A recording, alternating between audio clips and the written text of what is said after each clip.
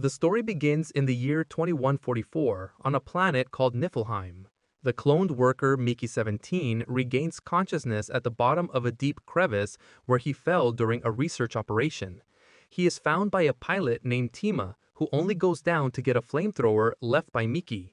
He leaves the clone itself to certain death since the very next day the bioprinter will create a new copy of it, followed by an ordinal number. After the pilot leaves, Mickey remains waiting for the attack of local creatures resembling giant tardigrades. They were called bugs. In the original English version, they are called creepers, and in the original literary source, they are called crawlers. Next, the narrative takes us back in time to demonstrate the daily life of the expendable. A fresh clone emerges from the bioprinter and a digital copy of consciousness is uploaded into his new body. Mickey remembers his very first death. At that time, he was sent to repair wiring in an airless space, although in reality, scientists were only interested in how quickly cosmic radiation would destroy a person. Mickey Barnes agreed to participate in this program due to difficult life circumstances. On his home planet, he and Tima found themselves in debt to criminals who vividly demonstrated with the help of a chainsaw and the body of another debtor what outcome awaits them in case of non-payment. The young people did not have the means and they became participants in Kenneth Marshall's project to develop Niflheim. Team as a pilot and Mickey as a one-time worker. Scans are taken from Mickey's body for future cloning and a copy of his mind is created, which is placed in a special storage device called a brick. The final test is a shot in the head, which is an act of trust in the system and a confirmation of the determination to see the matter through. The flight to the planet takes place in conditions of the strictest food economy. Any excess of the established norm, even by a few calories, was regarded as an offense. The head of the Marshall mission, along with his wife Ilfa, also impose a ban on intimacy on the ship as it is considered a waste of energy. However, Mickey makes friends with Nasha, a security officer, in the cafeteria and soon starts a romantic relationship with her, ignoring the established rules. Death for Mika becomes commonplace even before landing on the planet. Already on Niflheim, he is allowed to breathe the local air for the first time, and he immediately picks up local infections. The clone dies and researchers develop a vaccine from his blood, which is then tested on him again. The remains of clones, like other organic waste, are disposed of in a melting reactor. Subsequent bodies are created from the resulting biomass. Eventually, scientists manage to create an effective medicine, and research groups begin exploring the area, accompanied by Mika, another number. During one of these outings, a female agent is killed by a landslide, and a little later, Mickey himself falls into a crevasse. Tima leaves him there, and the local creatures approach Mickey. He prepares for imminent death, hoping only that it would be quick, but the creatures drag him into their cave. His assumption that they want to feed him to their offspring is not confirmed.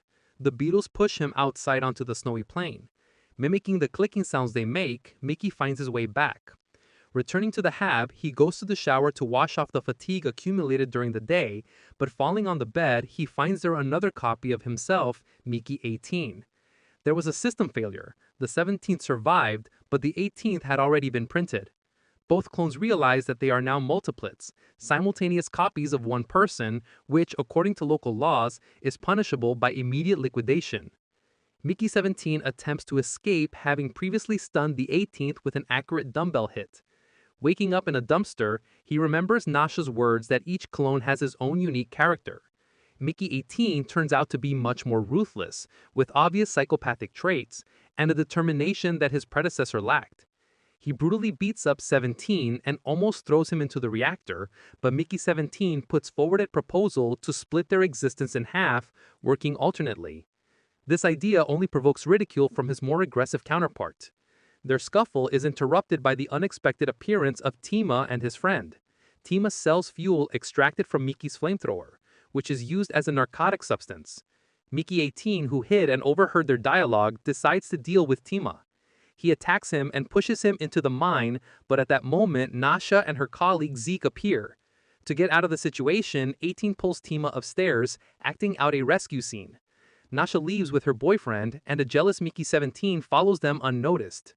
At the same time, the assistant marshal informs him that the head of the mission chose him to participate in a demonstration dinner in front of the cameras in order to raise the morale of the colonists.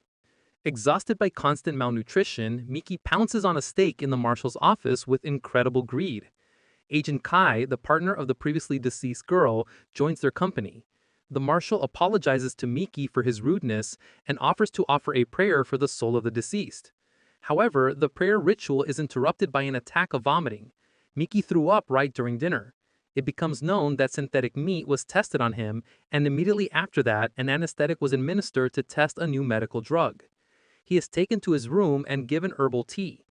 Miki realizes that his beloved Nasha is currently with an imposter, Miki 18, who was created just a few hours ago. He hurries to his home, where Nasha immediately realizes what has happened. She marks the clones with her numbers and demands that they end the conflict. Their solitude is disrupted by Kai, who brings medicine for the stomach.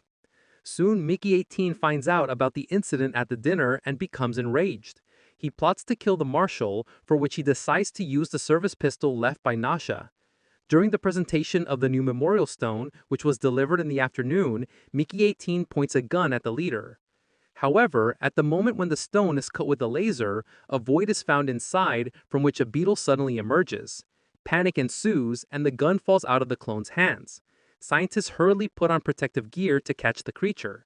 It is only thanks to the intervention of Miki 17 that the situation is resolved. He distracts the creature with onomatopoeia and helps to put it in a plastic bag. But at that moment, a second creature jumps out of the stone and attacks the marshal. The guards immediately shoot him on the spot. The alpha beetle senses the death of his kinsmen and summons the others to attack the human base. The colony's leader orders the arrest of both Miki and Nasha, who was covering for them. While in custody, Miki admits that the bugs once saved his life in the gorge, and he didn't even thank them.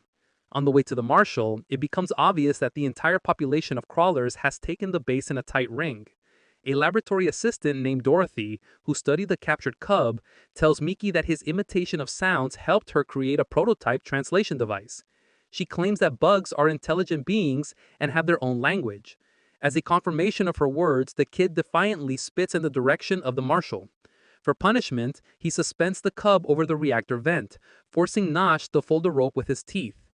The marshal decides to destroy the bugs. He intends to supply both Mikis with explosives and send them to a cluster of creatures to detonate. At leave-taking, Dorothy hands the prototype translator to the 17th.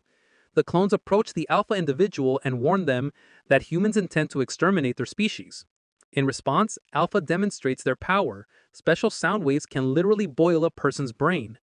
To reach an agreement, she demands the return of the cub and the sacrifice of one person as compensation for the murdered relative. Miki returns to the base and uses gestures to convey to the camera that it is necessary to return the child. However, the advisor persuades the marshal to come out in person and deliver a speech for the cameras, after which he strikes the bugs from the air. The marshal, accompanied by guards, leaves for the field. At the same time, Nasha attacks Ilfa, demanding to give her the cub. When the marshal's soldiers point their weapons at the alpha, the smaller creatures huddle into a dense mass, creating radio interference. While Nasha is carrying the maggot towards Miki, Miki 18 attacks the marshal, beats him up, and detonates the detonator, blowing himself up with it in front of everyone present. 6 months later, spring arrives on Niflheim. The colonists overthrew the previous leadership, and Nasha wins the election.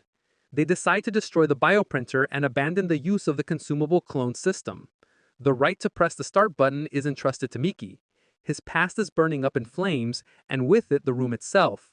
Now he is no longer the 17th, and not just another copy, but the only and real Miki Barnes.